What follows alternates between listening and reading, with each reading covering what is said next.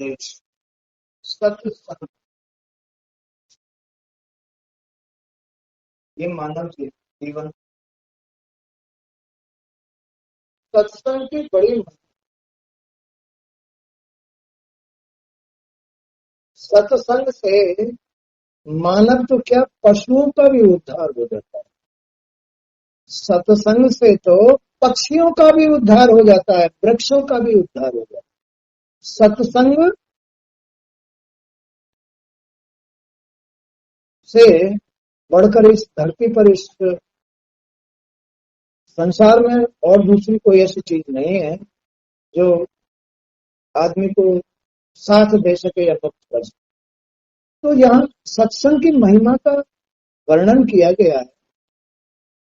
उद्धव जी, संसार में जितनी भी गलत विसंगतियां और आसक्तियां हैं, वे सभी सत्संग से नष्ट हो जाती।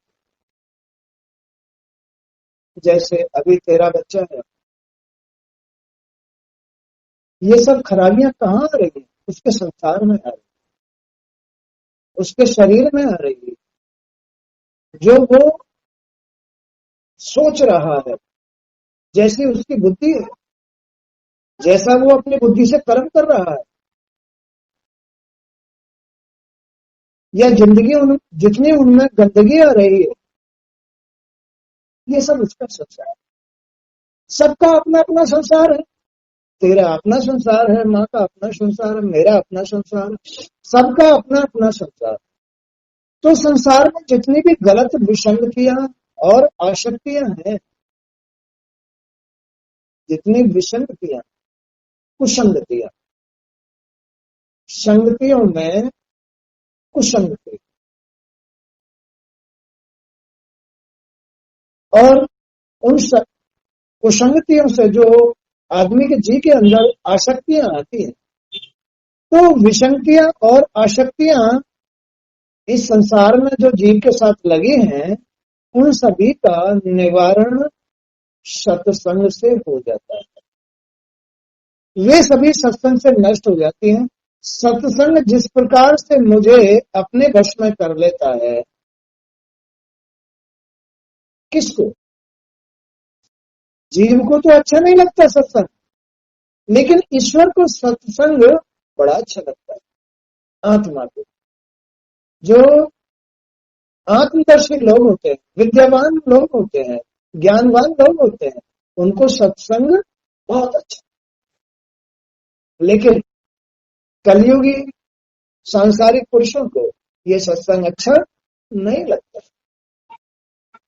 तो भगवान यही कह रहे हैं कि जहां सत्संग होता है, वहां मेरी उपस्थिति स्वतः ही हो जाती है। अब उनका क्या ऐसा रूप है, दिखाई तो देते नहीं कि भाई भगवान यहाँ उपस्थित हो गए। आनंद उनका रूप, सत्य उनका रूप, उपस्थित हो जाते हैं, सबका मन शांत हो जाता है। अब जितना तुम्हारा मन यहाँ शांत होता है, क्या तुम्हारा अपने घर में इतना मन शांत रहता? नहीं रहता। तो सत्संग में जितना आनंद आता है, सत्संग जितना आत्मा को अपनी वश में कर लेता है, उतना और कोई अन्य वस्तु नहीं है। न रुपया, न पैसा, न पति के लिए पत्नी, न पत्नी के लिए पति, न संतान, न कुछ भी संसार में दूसरी ऐसी कोई वस्तु ही नहीं है जो आत्मा को वश में कर सके।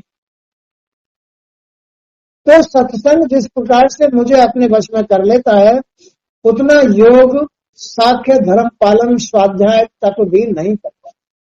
चाहे तुम कितना ही भी अध्ययन कर लो, वेदांत पढ़ लो, भागवत पढ़ लो, इनसे नहीं।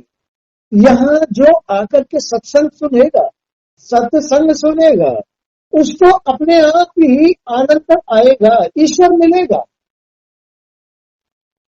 ईश्वर कोई वस्तु नहीं है, अपनी आत्मा है। आत्मा उसके वश में होती चली जाएगी। सत्संग सुनने से आत्मा वश में होती है। और कहते हैं भगवान तो भक्तों के वश में होते हैं, भगवान भक्तों के वश में होते हैं। जो सत्संग सुनते हैं, भगवान उनके वश में हो जाते हैं। और जिनके भगवान वश में हो गए हैं, उनके हित में हो गए हैं, उनको कोई रोग क्यों सताएगा, कोई परेशानी क्यों सताएगी, कोई हानि क्यों सताएगी। इसीलिए तो सत्संग श्रेष्ठ है इस पृथ्वी पर। इस युग में सत्संग श्रेष्ठ, हर एक युग में सत्संग श्रेष्ठ। ये आत्मा की एक इतनी बड़ी प्राप्ति है, आत्मा की इतनी बड़ी प्राप्ति है सत्संग, कि दूसरी कोई वस्तु ही ऐसी नहीं है, कोई उपाय ही ऐसा नहीं है जो आत्मा को अपने वश में कर सके।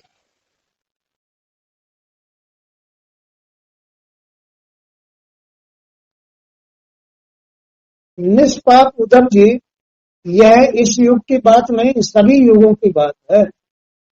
सतयुग हो, चाहे द्वापर हो, चाहे त्रेता हो, चाहे कलयुग हो, इस कलयुग में ही नहीं, हर एक युग में मैं जितना सत्संग से प्रसन्न होता हूँ, जितना सत्संगी लोगों के, भक्तों के मैं वश में हो जाता हूँ, उतना मैं और किसी के वश में नहीं हो सकता। चाहे कोई मुझसे युद्ध कर लो, चाहे कोई मुझसे दुश्मनी कर लो,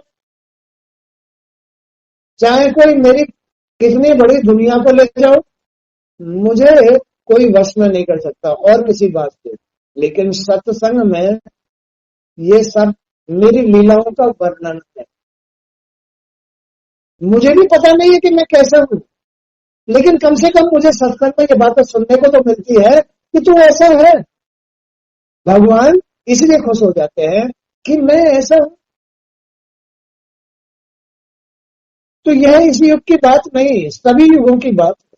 सत्संग के द्वारा ही दैत्य, राक्षस, पशु पक्षी, गंधर्व, अप्सराएं, नाग, सिद्ध, मनुष्य, ऋषि, मुनि, गोप, गोपिकाएं, सन्यासी, भक्त, योगी, मंद बुद्धि, विद्वान आदि मुझे प्राप्त कर सके।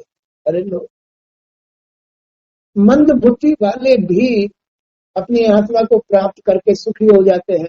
नाग, पशु, पक्षी उनका सत्संग सुन करके मुक्त हो जाते हैं। तो बताओ, है? जब ऐसे ऐसी चीजें, सर्प जैसे नाग कहीं यही छुप करके सत्संग सुन ले, मुक्त हो जाएगा। कुत्ता, बिल्ली सत्संग सुन ले तो मुक्त हो जाएंगे। वृक्ष आदि, किसी वृक्ष के पेड़ के नीचे, किसी पेड़ के नीचे बैठ करके सत्संग किया जाए तो उस सत्संग को पेड़ भी सुनता है और उससे वो मुक्त हो जाए, अपने जीवन से मुक्त हो। तो सत्संग की इतनी बड़ी महिमा। लेकिन अब जो बिल्कुल मूर्ख हो गए हैं, जो गंदगी में लिपट गए हैं, अब जिनकी बुद्धि ही काम नहीं करती, उनको सत्संग नहीं, उनको सत्संग नहीं।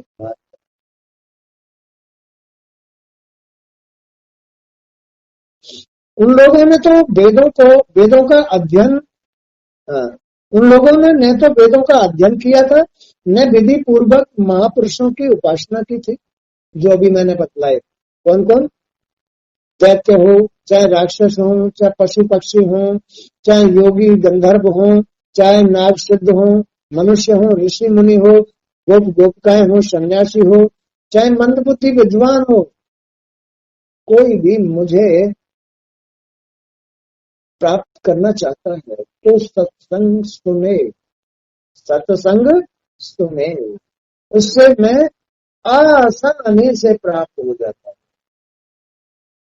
चाहे वो कितना ही भी हवन करा ले, चाहे वो कितना ही भी तीर्थ कर ले, चाहे वो कितना ही भी अध्ययन कर ले, उससे मैं इतना प्रसन्न नहीं होता, उससे मैं इतना प्राप्त नहीं होता। सत्संग से तो फटाक दे से प्राप्त हो जाता है ना। ये एक आदमी की बात नहीं, सभी की बात है। आत्मा तो सभी में होती है, तो अपनी अपनी आत्मा को खुश करने के लिए ये सत्संग सुनो तो आत्मा खुश होगी। और तुम्हारे किसी साधन से खुश नहीं हो सकते, चाहे तुम कितने तीर्थ कर लो, चाहे कितने सुंदर आभूषण पहन लो, चाहे कितने अच्छे कपड़े पहन लो, चाहे कितने अच्छे घर में रह लो, तुम्हारी आत्मा उससे खुश नहीं होगी जितना सत्संग से खुश हो जाती।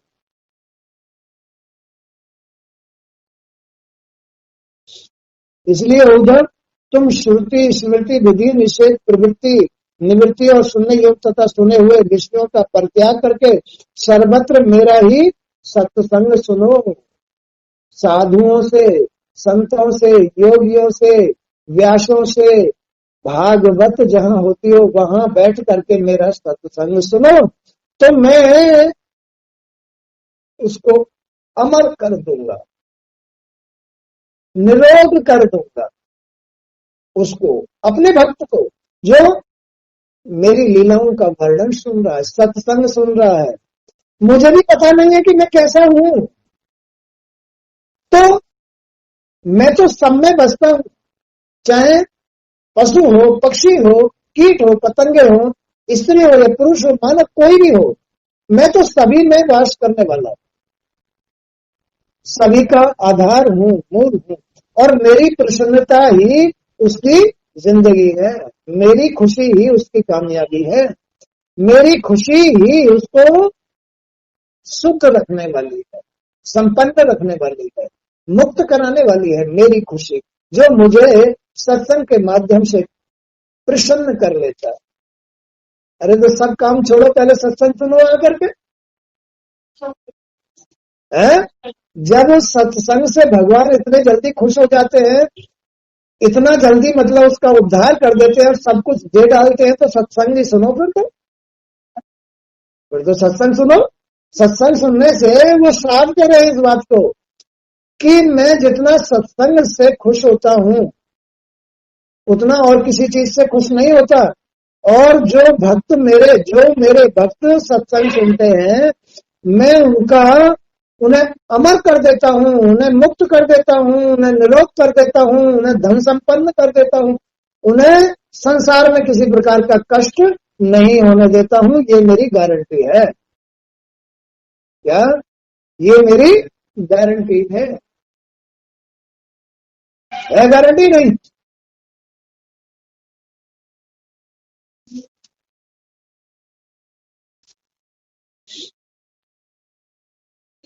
तो भगवान कह रहे हैं कि तुम इधर उधर की इन बकवासों को छोड़ करके, ये हवन जो कराए जाते हैं ना, ये कथा जो कराई जाती है ना, ये गंगा जी में जो नहाया जाता है ना, ये खाली लोग वशीभूत, हमें सुख मिल जाए, हमें सुख मिल जाए, हमें फलानी वस्तु मिल जाए, तो भगवान इन चीजों को नहीं मानते हैं।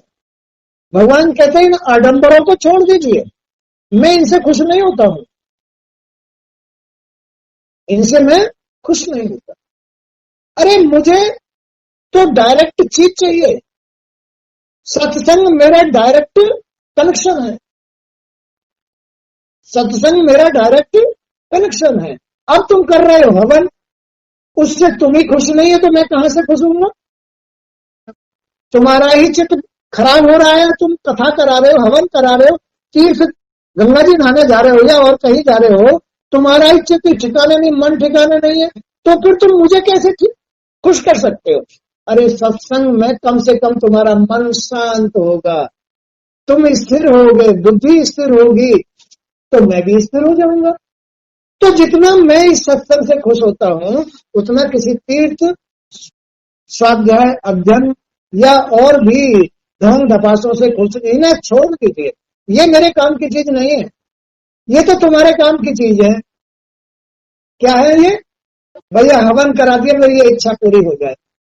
मुझे तो सबको देखना पड़ता है, भगवान कह रहे मुझे तो सबको ही देखना पड़ता है। वो हवन जो करा रहा है किसी इच्छा को लेके करा रहा है, मुझे उसकी इच्छा पूरी करनी पड़ती है, लेकिन मैं उससे खुश नहीं होता।